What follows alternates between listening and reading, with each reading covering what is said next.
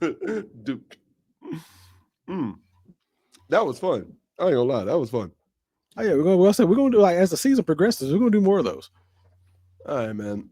So, got a few other things,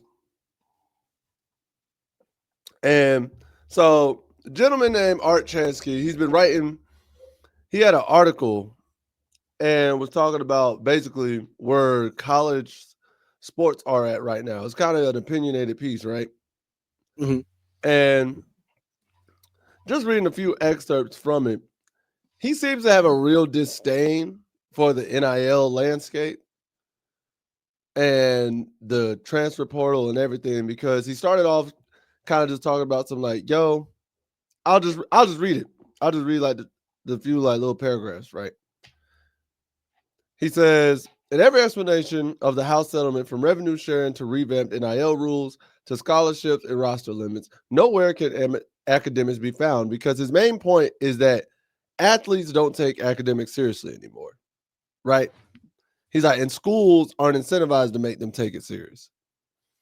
So he's like, and with athletes in the Power Four conferences being able to get a piece of that 20.5 mil each school can share, the best APR isn't even a factor. And APR basically, I think it was like because Matt Brown used to brag about having the highest APR in the ACC, which is like Mm-hmm. having the smartest kids and student athletes. Right. So he goes on. He's like, frankly, it's been a joke since the transfer portal opened and athletes were allowed to move freely from school to school and play as many as 4 years. He's like, for example, Vin Allen Lubin started at Notre Dame, transferred to Vanderbilt, was a Tar Heel last season, and will play for NC State this year. At least, at least Van Lubin or Vin Allen Lubin will have a legit GPA and degree from those schools, from one of those schools. But transfers have come from a potpourri of colleges that include some we've never heard of. Do undergraduate admission officers still look at that? Remember when UNC was supposedly very hard to get into for transfers? Bill Belichick is picking up players from wherever he can. Do their grades from past schools even count anymore? And he continues. He's like, so when you say the $2.8 billion settlement that was approved by a judge recently doesn't have stipulations on what athletes can be paid in revenue share, that means how good they are on fields and courts. It has nothing to do with the classroom. That's why the headlines that forecast college sports never being the same again are true. It is a concept that erases amateurism, which has been the foundation of college athletics for more than 100 years. Who now says that athletes on salary have to go to class? If Carolina tries to enforce academic eligibility, it'll be harder to get the best players out of high school or from the transfer portal.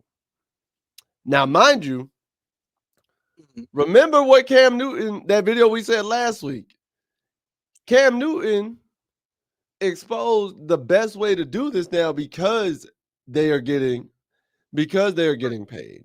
If Syracuse is It's doing like it, it's they're like you charging them. gotta find them. You have It's to like find all them. right, You have to give them reason to believe that if I don't act right or do what I'm supposed to do, I'm going to lose money. it's And like if you I'm going think. to lose money, what was the point of me doing? What's the whole point of me doing this? And here's the other thing about it, and it comes twofold. If you have a student who doesn't care about being fined, who's like, I'm gonna get my money X, Y, and Z. He Mm, doesn't care. He wants to go to a school that's more lenient, right? Less restrictive, more lenient. The coaches ain't gonna care. You know what's gonna happen to that NIL money or the NIL money in that kid? He's gonna lose it anyways. yeah, because he's not He's gonna disciplined in the first. he's not disciplined in the first place, so he's either gonna blow it or he's not gonna meet the obligations of that company that's giving him the NIL. So they're gonna remove the check. It's gonna bite him in the butt anyways. Yeah, it's gonna end up being a whole lot of problems regardless. Whether he's at a school that's strict on his education or coaches that are strict on him coming and showing up to practices, all that, it's gonna happen regardless. So at the end of the day, like I get where Chansky's coming from when it comes down to some of these players not taking their education seriously, and I get where he's coming from when you're talking on how the transfer portal has hurt that kind of landscape. But at the end of the day, it still does come down to yeah, you may have guys that'll be here now and then leave. If you can't instill something in them by the time they leave, what exactly did you do as a coach? Did you just bring them in for the sport itself, or did you bring them in to try to teach them something? And try to make them Because a even better then, person. as a coach, you're still an educator. Because like, as a coach, you're still an educator. Like, And yeah, you're not teaching. You may not be teaching them Pythagorean theorem or anything like that, but you're still teaching them how to be men. A squared plus B squared equals C squared. I'll remember that to the day I die. Listen, But he also was talking about he ended his little excerpt, and I respect his excerpt because it's a valid opinion that I will see. He does seem like an older gentleman from the biopic he has, and I can see a lot of older individuals having this take. But he's like, athletic departments must come up with money for revenue sharing from their own budgets that will be bursting at the seams. At UNC, $20.5 million is about 10% of the new amount it will take Carolina athletics to operate. Where will it come from? Tickets cost more because of a part of tickets that cost more because a part of each ticket will be called a talent fee. Concession prices likely to go up along with the cost of everything else sold at the stadium. Scholarships, which 50 years ago were a good exchange for football and basketball participation, are now just more pay to play. Here's my thing. One, inflation been going up regardless before his student athletes getting paid. A football game in 1952 was cheaper than a football game in 1971, was cheaper than a football game in 1989, was cheaper than a football game in 94, was cheaper than a football, like, you see what I'm saying? Like each year, each previous decade or generation is going up. Like regardless of whether you're gonna charge more regardless. Because let's go look at a ticket stub from 54 to 1999. And that's before students are officially getting paid, because we just see that they just now have been officially allowed to get paid. So your ticket price analogy, I kind of see a hole in that. And then, oh, bro, remember 89? It was $20 to go see Michael Jackson, right? Or like in 82 or something like that. You could pay $20 and go see Michael Jackson perform. Beyonce general seats start at 600. At 600. Like I'm not, and that's no Beyonce stands. Don't kill me. But in 2014, there were 3. Right. That's all I'm saying. And but I'm not saying, so we get it.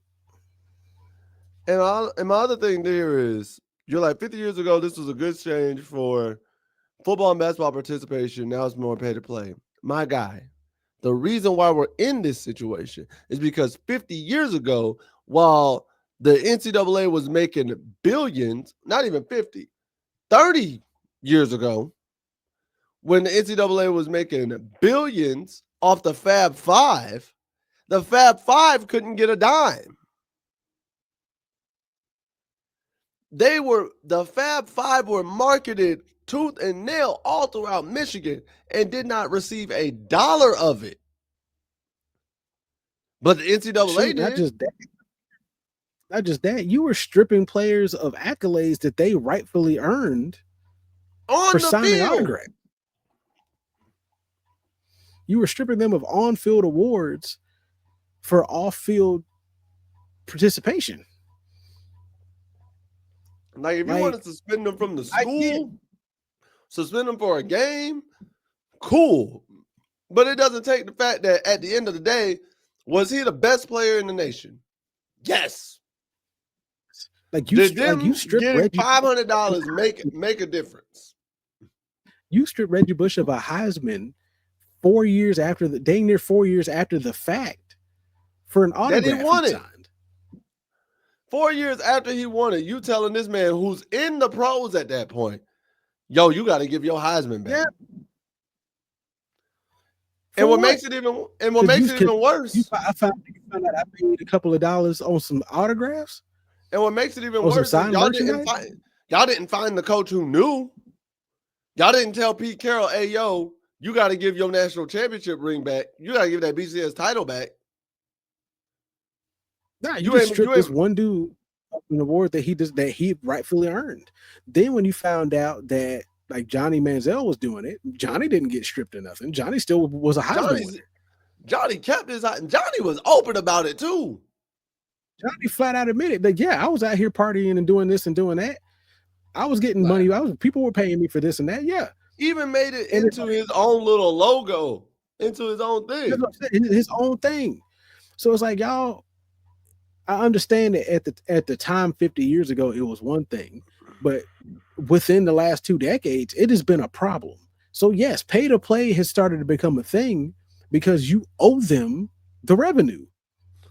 Kids nowadays, if it wasn't going out there and putting themselves at risk constantly every season after season, you're not getting money. Like, sure, yeah, I remember always catching the argument of, well, you're getting scholarship money to be here. Not all of them are on scholarship. Some of them are out actually working other jobs to pay to be there. I was a walk-on. And this is like I said, what about the walk-on? And this is coming from a guy who had that same argument of like, before college, I was in that boat of like, oh, well, you're getting a scholarship. Man, I did it as a walk-on. I would have gladly appreciated just getting $20. You know what I'm saying? Like just $20. What about the walk-ons? What about people who have partial scholarships?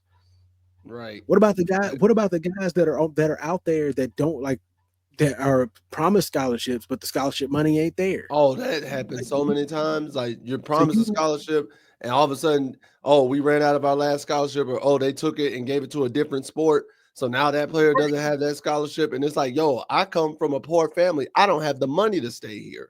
So yes, I understand that the situation looks like pay to play, but however, when money's funny, and now I can get paid to do what I already do at this level, and now I don't have to be feeling like I'm being worked to death to get to the level where I should get paid. Like, no, like if you're out here making billions and billions and billions of dollars just on this one sport, it'd have been different had, let's say, the scholarship money you paid out and the revenue you brought in just balanced out and you didn't get any surplus. You get surpluses. Yeah. You get plenty of surpluses. Yeah. That's where this comes in at.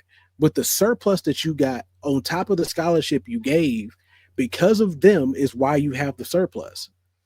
Yeah. Because they're out here entertaining all these fans every Saturday. That's the reason why you have a surplus. Or with basketball going out here every Tuesday, Thursday, Friday, Saturday night, depending on Wednesday night. All these college sports that give you that surplus in money every year, so that way you can do these upgrades, buy these uniforms, bring these new kids in, do this and do that. Nah, they deserve a piece of that because you wouldn't have it without them participating. So I get where you're coming from, but times have changed, bro. And I'll end with this, bro. I'll end with this because this young man said it best. Alabama, I want to say, came from, I think it was Derrick Henry. I want to say it was Henry. Might have been Henry or it was somebody else recently. Said when they were, the work they put in at Bama was a whole lot harder than the workouts and the work they put in the pros. So you mean to tell me because he was saying like film sessions were more intense, the practices were more intense. He had less time, right? Mm-hmm. Got to the pros. Hey man, this is actually easy. This is easy peasy. Like I got a lot of time. Like I do my workouts. I'm pushing like everything I can do here. Man, this is a cakewalk. So once I'm done with practices and workouts, I got all day to do whatever I want. So you mean to tell me we shouldn't pay the college athlete that's doing practice, workouts, treatment, and classes for this school, but the professional who only does workout, treatment, and film, because you know college has film too. Mm-hmm. And here's the other thing: if you like a college freshman, sophomore, or whatever the case may be, or you go to a real strict program like I'm sure Saban ran, you got curfew. Probably like at least the freshmen, At least because I know the freshmen do. Like the freshmen definitely. So you're expecting them to do everything that they're supposed to do as a grown adult in the pros, but not get paid for what they do. And the only thing you say, So and the only thing you say is like, well, you got that little piece of paper at the end. Okay. It's like, okay, No, I and said, what's that little piece of paper doing for me? and let's be honest. A lot of us, because of the current working market, a lot of us don't even utilize the piece of paper, the work field that we got that piece of paper in. Right. That little piece of paper ain't doing a whole lot for a lot of folks. So come on now. Come on, bro. Times have changed.